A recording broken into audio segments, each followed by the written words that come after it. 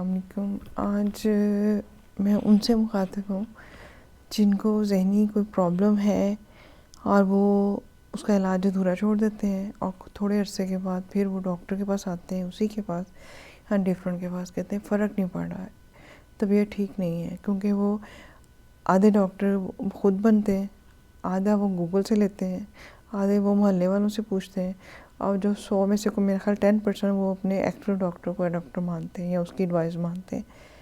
تو اس سے پھر یہ بہتری نہیں آتی. اس کی میں مثال دیتی ہوتی ہوں کہ جیسے کسی کے کانٹا چبھا ہو، آپ اس کے ایکسپرٹ کے پاس جائیں کہ میرا کانٹا نکال دو.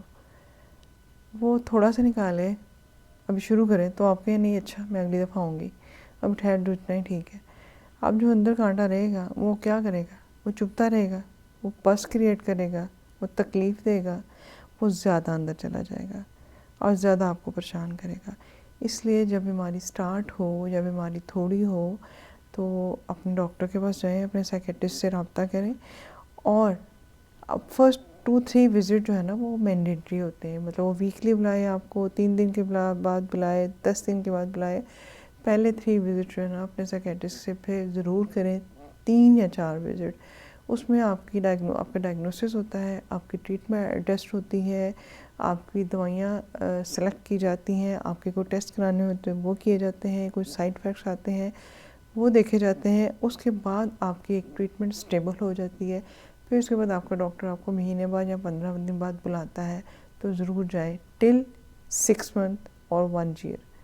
اس میں یہ ہے کہ پھر جیسے آپ کے اندر بہتری آنی شروع ہوتی ہے، آپ کا ڈاکٹر آپ کی دوائیوں کی تعداد بھی کم کرتا جاتا ہے، اس کی ڈوز بھی کم کرتا جاتا ہے، اور پھر جیسے ٹریپرنگ کرنی ہے، کم کرنی ہے، وہ آپ کو بتا دیتا ہے.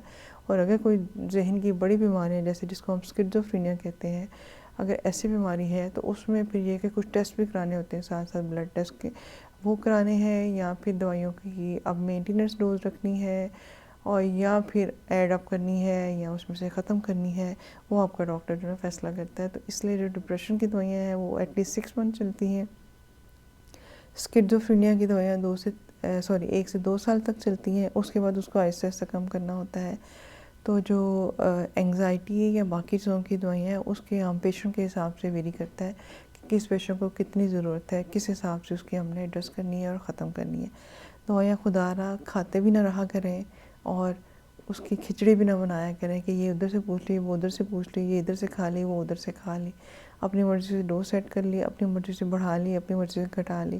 اور رات کو جو دوائی دی جائے وہ چاہے ڈپریشن کی ہو. مجھے ہنسی اس لیے آ رہی ہے کہ پیشنٹ پتہ آگے کہتے ہیں رات والی چھاڑ دیتی ڈاکٹر صاحب، اون جی نیند بڑی سونی آندی پئی سی.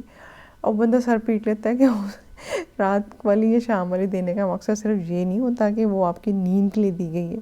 وہ کہتے ہیں اس میں سے ہم نے سلیکٹ کر کے نیند کی دوائی کھا لی اور باقی چھوڑ دی، یا یہ کہ باقی کھا لی ہم نے رات والی چھوڑ دی.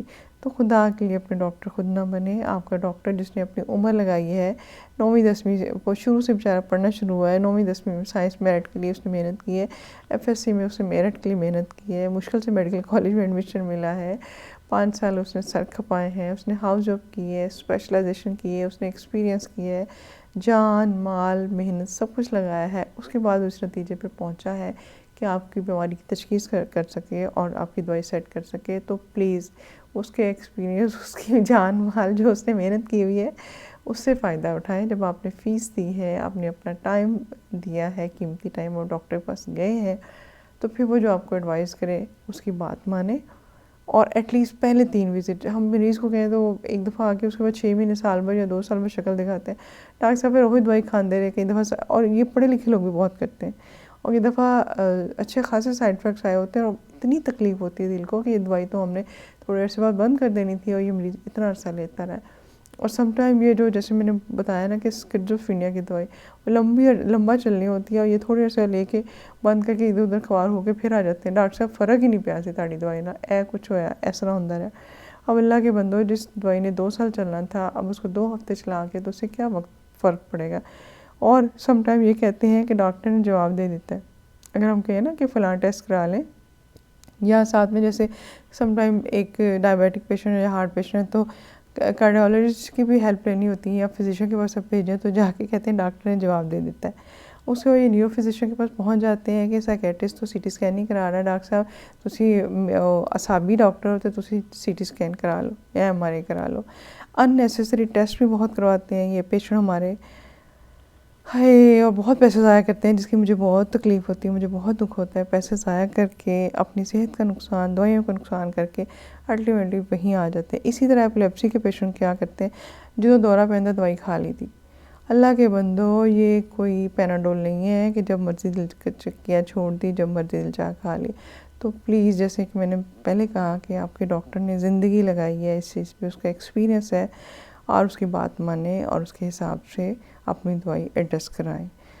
Thank you very much.